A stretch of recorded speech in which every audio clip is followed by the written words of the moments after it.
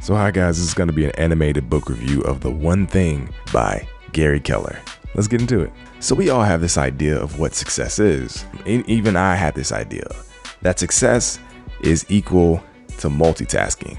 That in order for us to be successful, we need to be able to do a lot of different things well. Which again, that makes sense. I feel like we grow up in a society where we believe that human beings are designed to multitask. Even as far back as a week ago, I'm gonna be honest with you guys, as far back as a week ago, I thought multitasking was a way to success, especially right before I read this book, because I thought, in order for me to achieve one of my goals for the 2017 year, I need to do a lot of different things. And unfortunately, that's not true. I mean, after reading this book, I kind of realized that is not true at all. Like, this was a week for me. I thought if I were to design a week before I read this book, my week would have looked like something like this. I wake up, I meditate, maybe do a little bit of journaling, work on my business, right? Work on my business ideas, go to work, dominate at the work environment, come home, maybe do a workout or two, do some yoga as well, do some light stretching, some calisthenics if I could, then maybe do a little bit of reading, and then follow that up by cooking some dinner for the family, then follow that up again with a little more reading, and then going to bed, getting my 8+ hours of sleep, and then the next day, rinse and repeat. The problem with that is that's not possible. And to be honest with you, I've never been able to have a day where I was able to do everything I wanted to do on my to-do list. But that makes sense after reading this book. Because in order for us to do all these different things, all these different tasks, all these different to-dos, we have to tap into our willpower. And each of us has a limited resource of willpower. So if we were to take an example, like a cup of glass, and in that glass, in the start of the day, in the start of the morning, we have a full glass of will. So let's say, for instance, again, using myself as an example, well, the first thing is that I need to meditate. Okay, let's meditate. Well, that taps into my willpower a little bit. Okay, so after I meditate, let's go ahead and do some journaling.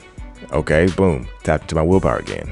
Okay, let's eat healthy today. Well, that's gonna tap into my willpower 3 different times, right? And so what you find is that willpower isn't an infinite amount of resource. We eventually run out, and when our willpower runs out, we no longer have the will to do some of the things that we set out to do for the day. And so for me, I'm gonna be honest with you, I've never been able, maybe one day, but I can probably count the days on one hand, how many times I was able to do every single thing that I want to do on my to-do list. And so what this book really talks about and gives us an idea of is, instead of trying to do a multitude of things, instead of trying to juggle and trying to do so many things in order for us to reach a level of success, what we need to do is focus on one thing. So in the book, he used an example of people and companies that we aspire to be like to kind of prove his point that doing one thing is what leads to success. So he uses companies like KFC or Apple Computers or even Starbucks. And what these companies have in common is that they focus on one simple thing, right? They don't do, Apple Computers didn't wake up and decide they want to dominate electronics as a whole.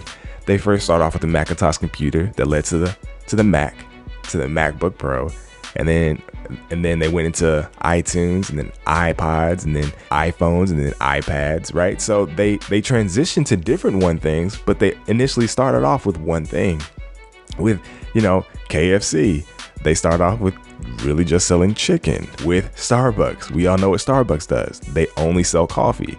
Now, they also have a couple other things, but their specialty is coffee. And then when you look at people we aspire to be like, people like Oprah Winfrey, Bill Gates, Steve Jobs, Mark Zuckerberg, Gary Vaynerchuk, Casey Neistat, Pablo Picasso, Mozart. And what you find is these people became successful because they drilled down to their one passion, their one thing. So when we look into our own lives, when we're looking to become successful in our own areas of expertise, what we need to do is stop trying to look in multiple directions. Stop trying to make everything important. Because when we do that, when we try to make everything important, then nothing is important. So in order for us to be successful, as defined by Gary in the book, and I'm having to agree as well, is we need to drill down to doing just one simple task.